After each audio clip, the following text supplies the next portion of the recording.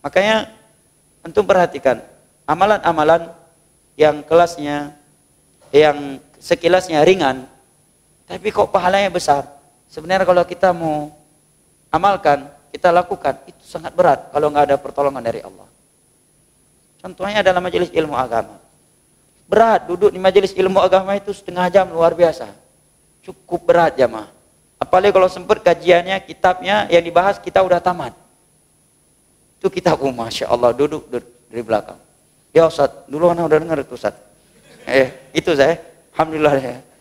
Masya Allah, Taus ketika ada anak muda umur 20 tahun nyampaikan hadis kepadanya, beliau mendengarnya seakan-akan beliau belum pernah dengar hadis itu. Padahal kata beliau, dia belum lahir, saya udah nyampaikan hadis itu kepada murid-murid saya. Ini ulama salaf. Kita hadir di majelis Kitab Tauhid dari Jogja. Ada faedah, kasih tambahan lagi faedahnya. Jadi datang seakan-akan sebagai juri. Ya, sebagai juri. Para tanya pun kadang nggak tahu juga. Itulah sebab kita kurang berkah menghadiri majelis ilmu agama. Cukup berat jamaah. Kalau bukan pertolongan dan taufik dari Allah, nggak mungkin kita bisa hadir majelis ilmu agama. Cukup berat. Duduk di majelis ilmu agama, duduk, Masya Allah. Apalagi kalau orang misalkan dia punya pangkat dalam dunia ya, punya jabatan, duduk di majelis ilmu agama, berkumpul di situ manusia dari seluruh jenis, dari berbagai status sosial, itu cukup berat. Ya, saya nggak ada sebagian orang nggak mau dia ikut kajian umum, maunya kajian-kajian eksklusif aja. Padahal Rasulullah di majelis beliau yang hadir siapa jamaah? Bilal, ya, Suhaib bin Sinan. Siapa mereka? Budak-budak sahaya sebelumnya. Dan di samping mereka Abu Bakar. Siapa Abu Bakar? Orang terkaya. Dan beliau yang telah memerdekakan Suhaib bin Sinan. Bilal, hitam pekat, kurus krempeng, rambutnya tidak sempurna. Yang memerdekakan beliau adalah Abu Bakar. Apakah Abu Bakar pernah merasa risih dari majelis Nabi dan beliau minta kajian khusus untuk as-sabiqunal awwalun? Adapun adik-adik kami yang senior itu kajian-kajian umum aja. Tanya Nabi tak berdua ada. Enggak. Ya kan? Enggak jamaah. Karena mereka tahu keutamaan majelis ilmu agama. Dan sekali lagi jamaah, kalau bukan karena taufik dari Allah, enggak mungkin kita bisa hadir.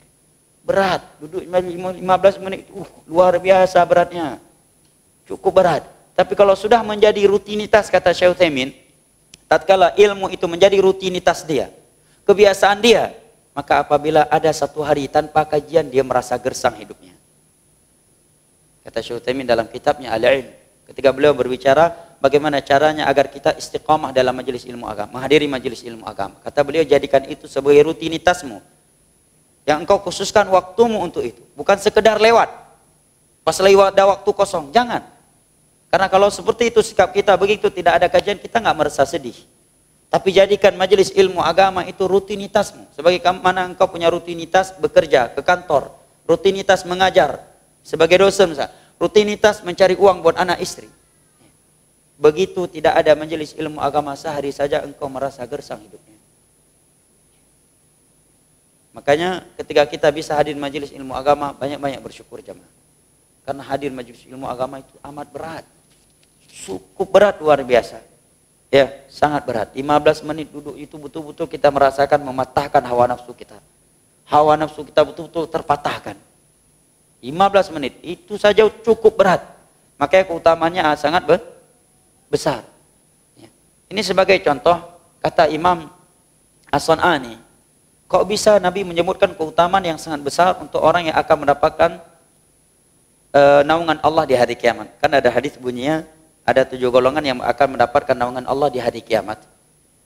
Pada hari ini tidak ada naungan kecuali naungannya Allah. Nabi sebutkan yang pertama apa? Orang yang imam pemimpin yang adil. Orang yang hatinya terikat dengan masjid.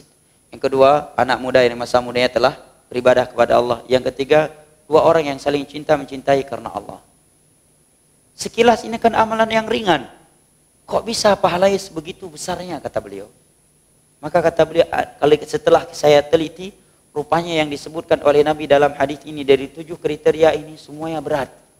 Kalau nggak ada taufik dari Allah, nggak mungkin kita bisa melakukannya. Persahabatan karena Allah itu nggak mudah jamaah. Ya, apalagi misalkan dia di dunia di dunianya adalah orang yang dihormati. Orang jumpa sama dia semua siap. Ya. Rupanya bergaul dengan orang-orang yang mungkin sekitar dia nggak tamat SD, nggak tamat SMP, teman majelis ilmu agamanya, hanya tamat SMA. Ya. Bahkan mungkin bercanda dengan dia yang mana anak-anak buah dia nggak berani bercanda seperti itu dengan dia. Itu kalau bukan karena Allah sungguh berat ya mah. Ya. Maka ini kaidah, setiap amalan yang pahala yang besar tapi sekilasnya ringan, kalau kita mau teliti, kita renungi itu berat untuk kita lakukan. Kalau bukan karena ada pertolongan dari Allah. Contohnya majelis ilmu agama ini. 15 menit duduk jamaah cukup berat. Baru mulai ya, mata udah kejam. Ya, mulai. Kalau di warung kopi, ya, Masya Allah segarnya. Ya, nunggu husnul khotimah di warung kopi pun siap dia. Ya.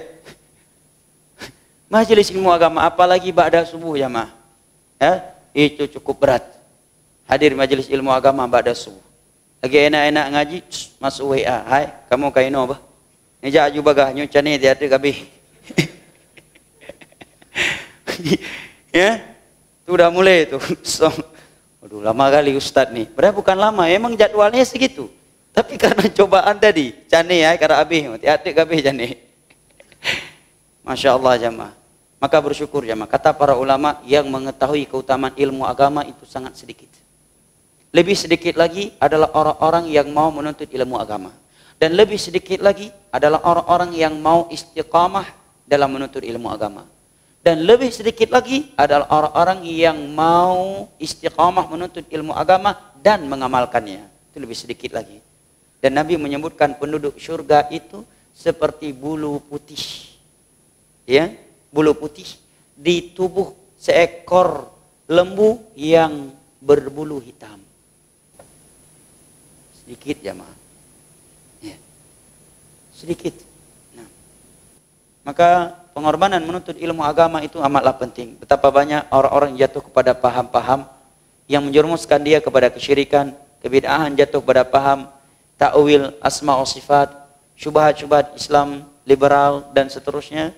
Yang itu semuanya akan terjawab dengan dia hadir di majelis ilmu agama. Paling tidak dengan kita hadir di majelis ilmu agama, kita terbiasa meninggalkan kebiasaan-kebiasaan buruk kita.